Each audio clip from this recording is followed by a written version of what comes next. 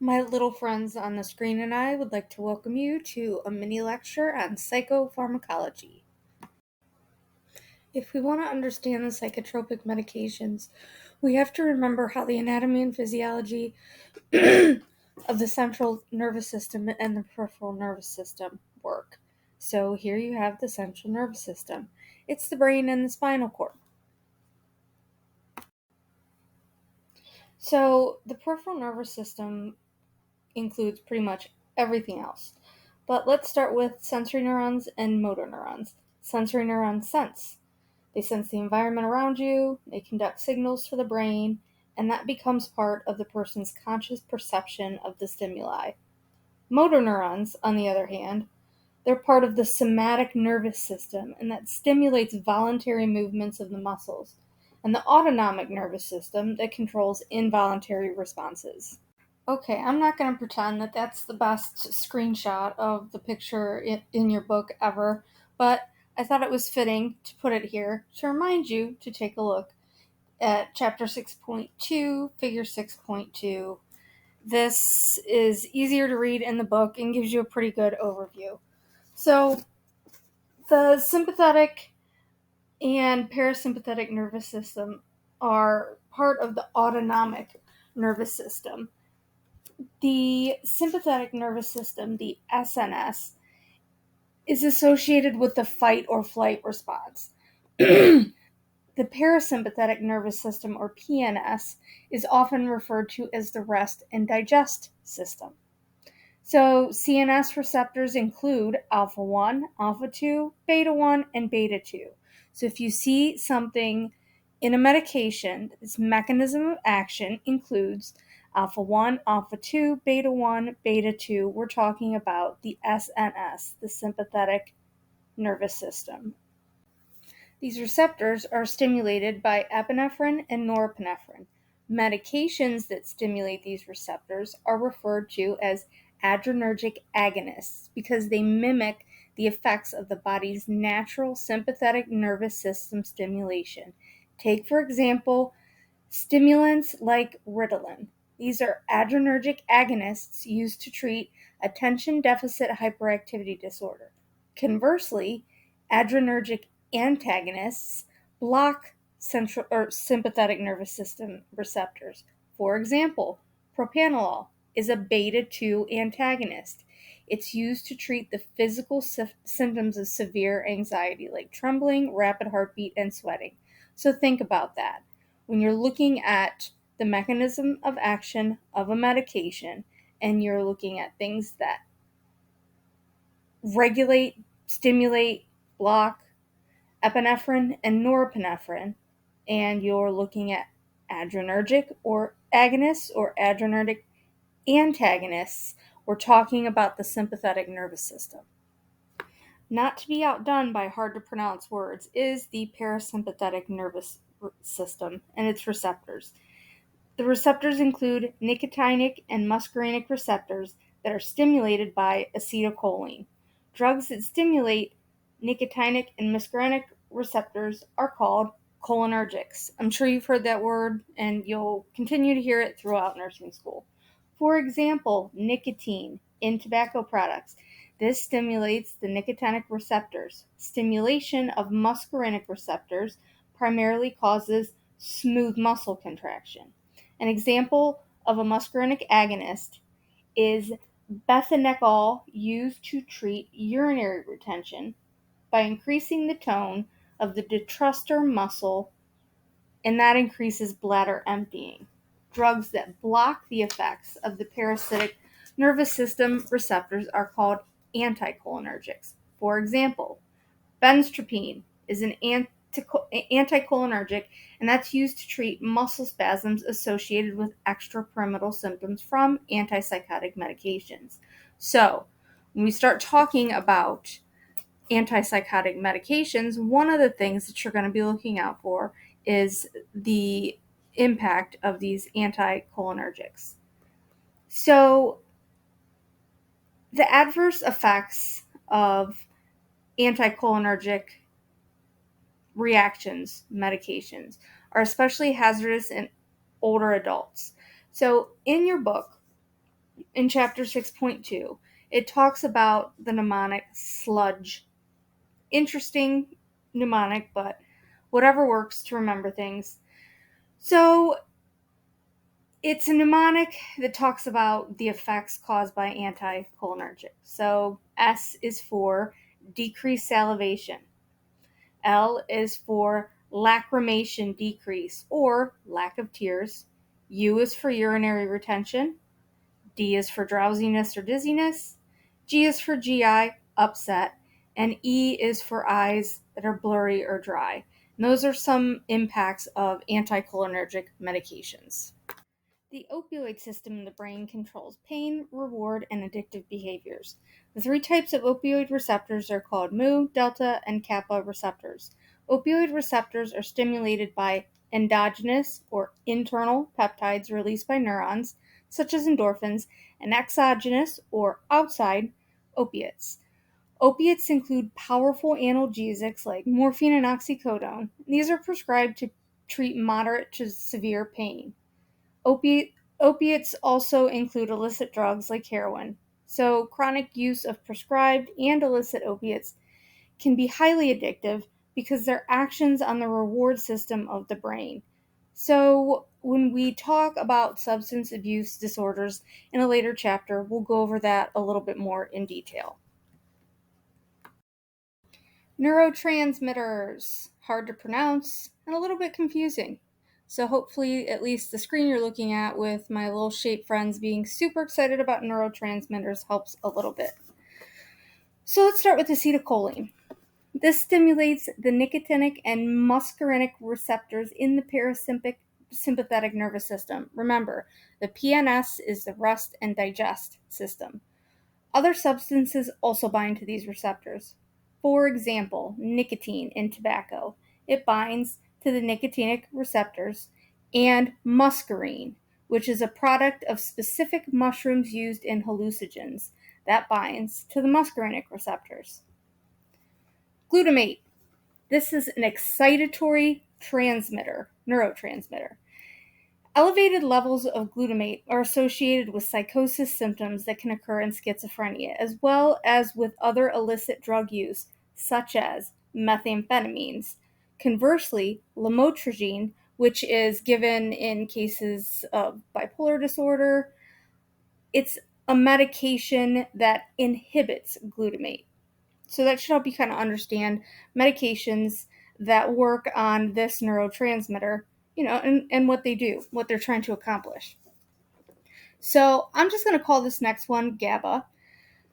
I hope you all do the same. I don't think anybody's ever going to make you say it or spell it out. If they do, it's in the book. So GABA and glycine are inhibitory neurotransmitters that act like brakes in a car by slowing down overexcited nerve cells. Low levels of GABA are associated with seizures, anxiety, mania, and impulse control. So think about that. GABA, it puts on the brakes. It slows things down. If you don't have enough of it, you have excitability in your brain, which would lead to seizures, anxiety, mania, and impulse control. Pregabalin is an anticonvulsant that mimics the effects of GABA and is used to treat generalized anxiety disorder. Dopamine. This plays an essential role in several brain functions, including learning, motor control, reward, emotion, and executive functions. It's associated with several mental health disorders and is targeted by many psychotropic medications. For example, bupropion. It's an antidepressant. It inhibits dopamine reuptake, leading to an increase in dopamine levels in the synapse and relieving the symptoms of depression. Conversely, chlorpromazine blocks dopamine receptors and is used to treat psychosis, but this blockade is what can also cause extrapyramidal side effects. So think about that with the dopamine. It has an impact on a lot of different brain functions, but think about medications that inhibit or retain dopamine and that impact on behavior and body systems. Serotonin. This is probably the one you hear about the most. This modulates multiple neuropsychological processes like mood, sleep, libido, temperature regulation. Abnormal levels of serotonin have been linked to many mental health disorders like depression, bipolar disorder, and anxiety. Many more psychotropic medications target serotonin. For example, fluoxetine belongs to a class of antidepressants called selective serotonin reuptake inhibitors, SSRIs. These prevent the reuptake of serotonin at the synapse, making more of the chemical available in the brain and relieving depression. Norepinephrine and epinephrine, that's the easier of the two to say. Norepinephrine and epinephrine.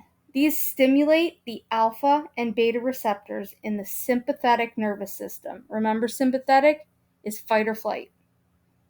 Their release exerts an effect on a variety of body processes, including stress, sleep, attention, and focus. Psychotropic medications target these neurotransmitters, and there are a lot of them. For example, venlafaxine. This belongs to a class of antidepressants called norepinephrine reuptake inhibitors, or NRIs. NRIs are prescribed to treat depression by preventing the reuptake of norepinephrine at the synapse and boosting levels of norepinephrine in the brain. Histamine. This mediates homeostatic functions in the body, promotes wakefulness, modulates feeding behavior, and controls motivational behavior. For example, diphenhydramine, a histamine agonist. Diphenhydramine is Benadryl. This causes drowsiness, and it's also used to treat extrapyramidal symptoms. Now, everything I just went over about neurotransmitters is directly from your book. The reason I do that is because the goal of this mini lecture is to reinforce what you're reading. A lot of times, information like this that feels so foreign can be learned by reading it and then also by having somebody say it. Hope that helped. Neurobiology is one way that we can look at psychopharmacology. It includes genetics. Neurobiology studies how the functioning of the brain impacts behavior, and it attempts to answer questions related to mental illness. What's understood is that mental illness is associated with genetics. Even though some of those particulars have yet to be discovered, that we do know. There's something called psychiatric pharmacogenomic testing. That's a mouthful. This is a strategy based in neurobiologics that healthcare providers can use, and it improves the likelihood of picking an effective psychotropic medication based on the client's genetic makeup.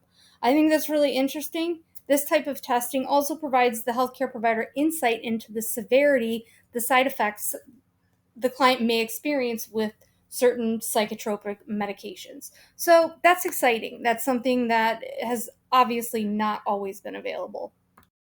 All right, so what about stress? Psychoimmunology is a field of science that attempts to expand knowledge related to the impact of psychosocial stress on the body's immune system. There are theories that there is a relationship between stress and the immune system, and it may be related to the presentation of some manifestations of mental illness. Also, we do know that the immune system directly affects the processes of neurotransmission. Its mechanism of action isn't clear on mental illness, but we do know that there is a relationship. For infection, so mental illness can be described according to a previous or a current infection. You can take things like infectious encephalitis or rabies or something like that. That's current. But a lot of the studies focus on the impact of viral infections. The theory is that viral infections possibly alter genetic composition in the central nervous system, leading to a presentation of mental illness. There is a causal association between infection during pregnancy and the occurrence of manifestations related to schizophrenia, but the studies are not conclusive, like many studies that have to do with causal factors of mental illness. Neuroplasticity. This refers to the brain's ability to adapt synaptic connections, particularly in response to stress or learning or after an injury. This adaptive process isn't instantaneous, though. It takes weeks or months for the brain to reconfigure those neuronal pathways. In the context of psychopharmacology, neuroplasticity can explain why sometimes manifestations of mental illness increase in severity over time, like major depressive disorder, or can't be cured through a single dose or type of medication. Antidepressants are commonly used to treat depression, but they're also used to treat other conditions like anxiety, chronic pain, and insomnia. There are several classes and types of antidepressants, and the ones we'll go over right here are the SSRI, SNRI, and NDRI. So SSRIs, selective serotonin reuptake inhibitors. Examples: fluoxetine, citalopram, sertraline, paroxetine, and escitalopram. So they prevent the reuptake of serotonin, and then there's more of this neurotransmitter present in the brain, stays in the synapse longer. Serotonin norepinephrine reuptake inhibitors, SNRI. These prevent the reuptake of serotonin and norepinephrine. There's more available, stays in the synapse longer, and there is a little bit of an inhibition of dopamine reuptake. Examples: venlafaxine and duloxetine. Norepinephrine and dopamine reuptake inhibitors, NDRI. Bupropion is an example of this. Wellbutrin. So these are used to treat depressive disorders, but also seasonal affective disorder, attention deficit disorder, and they can help people stop smoking. Those aren't the only antidepressants. We have a few more to go over. So there's serotonin antagonist and reuptake inhibitors. Trazodone is a good example of this. So these are antidepressants, but they're most commonly prescribed off-label for anxiety as a hypnotic. They reduce levels of neurotransmitters associated with arousal effects like serotonin, noradrenaline, dopamine, acetylcholine, and histamine. Low-dose trazodone, for example, it has like a sedative effect for sleep, so it's typically administered in the evening. Tricyclic antidepressants, those are old first-generation antidepressants, and they block the reuptake of serotonin and norepinephrine in the synapse. And this leads to increased concentration of these neurotransmitters in the brain. They're more commonly used to treat neuropathic pain and insomnia now. One example of a tricyclic antidepressant that you'll still see is amitriptyline. So, monoamine oxidase inhibitor, or MAOI. You'll see warnings on everything. If you're taking an MAOI, there's a lot of dietary and medication restrictions with this. It's contraindicated with all other antidepressant types. This is also an older first-generation antidepressant. Monoamine oxidase is an enzyme, and that enzyme removes the neurotransmitters norepinephrine, serotonin, and dopamine from the brain. When this enzyme is inhibited, it causes the levels of these transmitters to increase. Tranylcypromine is an example of an MAOI. Okay, on to mood stabilizers. So these are used primarily to treat bipolar disorder, but they can also treat depression, usually in combination with an antidepressant, schizoaffective disorder, and disorders that include impulse control. Lithium is an example of a mood stabilizer, even though anticonvulsant medications are also used. So are antipsychotics, anti-anxiety, and antidepressants. All of these can be used kind of in concert. So lithium reduces excitatory neurotransmitters, dopamine and glutamate. It alters sodium transport, and it requires level monitoring. Keep that in mind if you have a patient on lithium. Very important. Next is Divalproex. This is one of those that is classified as an anticonvulsant. Its mechanism of action as a mood stabilizer isn't completely known, but it's thought to increase GABA and block neuronal sodium channels. Carbamazepine, same, classified as an anticonvulsant, but this one's used for mania and mixed states that are unresponsive to lithium or if there's irritability or aggression.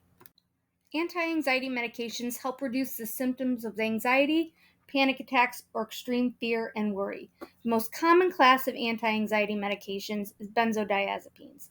Benzodiazepines are used to treat generalized anxiety, although SSRIs and other antidepressants are typically used to treat panic disorder, social phobias. Beta blockers and buspirone may also be prescribed for anxiety. So, benzodiazepines, they're used to treat anxiety and are used for their sedation and anticonvulsant effects. They bind to the GABA receptors and stimulate the effects of GABA, which is an inhibitory neurotransmitter. Examples are clonazepam, alprazolam, which is Xanax, lorazepam, which is Ativan. They're also a Schedule IV controlled substance because they have a potential for misuse and they can cause dependence. Beta blockers. Where have you heard that before? Beta blockers in psychiatry and mental health, such as propranolol, block sympathetic nervous system stimulation of the beta-1 receptors. They can be prescribed to manage the physical symptoms of anxiety like trembling, rapid heartbeat, and sweating for a short period of time or as needed to reduce acute physical symptoms. Antipsychotic medications are primarily used to manage psychosis, which is a loss of contact with reality that could include delusions or hallucinations. Psychosis can be a symptom of a physical condition, such as a high fever or head injury, substance intoxication, or a mental health disorder like schizophrenia, bipolar disorder, or severe depression. Antipsychotic medication can be used in combination with other medications to treat symptoms of other mental health conditions, including ADHD, eating disorders, PTSD, OCD, and generalized anxiety. First generation or typical antipsychotics. These are the ones where you have to be careful of the extrapyramidal side effects, which are involuntary or uncontrollable movements, tremors, and muscle contractions, and tardive dyskinesia, which is a syndrome of movement disorders that persists for at least a month and can last up to several years even if you stop the medication. So these first generation antipsychotics work by blocking dopamine receptors in certain areas of the central nervous system, such as the limbic system and the basal ganglia. So these areas are associated with emotions, cognitive function, and motor function. As a result, this blockage produces a tranquilizing effect in psychotic clients. Second generation or atypical antipsychotics. So these ones, you do still have a bit of a risk of the extrapyramidal side effects, but it's much lower. With these ones, you look for metabolic syndrome, which increases the risk of heart disease, stroke, and type 2 diabetes. The clinical symptoms of metabolic syndrome include high blood glucose, symptoms of diabetes, which are like increased thirst, frequent urination, and also watch out for obesity, large abdominal girth, hypertension, elevated triglycerides, and lower levels of the healthy cholesterol HDL. Second generation antipsychotics work by blocking specific D2 dopamine receptors and serotonin receptors. Some common ones include risperidone, olanzapine, quetiapine, epiprazole, and lurasidone. So, a lot of these atypical antipsychotics have a broader spectrum of action than the older ones and are used for treating bipolar depression or depression that has not responded to an antidepressant alone. And finally, clozapine. This is a specific atypical antipsychotic that binds to serotonin as well as dopamine receptors. It has strong anticholinergic, sedative, cardiac, and hypotensive properties and has frequent drug-to-drug interactions. This is used in people with treatment-resistant schizophrenia and needs to be used carefully. On to stimulants. No, I'm not talking about the caffeine that you need to get through this lecture. I'm talking about prescribed stimulant medications that are used to treat children, adolescents, or adults diagnosed with attention deficit hyperactivity disorder. Stimulants block the reuptake of norepinephrine and dopamine in the synapse and increase the overall level of these substances in the brain. But they have a paradoxical calming effect and improve the ability to focus and concentrate for individuals diagnosed with ADHD. Common stimulants include methylphenidate, amphetamine, dextroamphetamine, and lisdexamfetamine dimesylate. These stimulant medications are safe when they're prescribed with close supervision, but remember, they're a Schedule II controlled substance because they do have the potential for misuse and dependence. So, what makes a substance psychoactive? Well, if it affects how your brain works and causes a change in mood, awareness, thoughts, feelings, or behaviors, then it is a psychoactive substance. Examples: caffeine, nicotine, drugs, and alcohol. Medications to treat substance abuse and withdrawal work a couple of different ways. There are agonists. An example would be buprenorphine. The agonist mimics the effect of the addictive substance by attaching to and activating the neurotransmitter receptors in the brain, which helps with withdrawal and craving. So, with the medication, though, it has a ceiling effect. So, the effect plateaus and it's not going to increase even with repeated doses. That's why there isn't a risk for overdose and for continued escalation of usage. Medications used to treat substance disorders are pharmacotherapies that target neurotransmitter receptors in the brain that are dysregulated by addiction.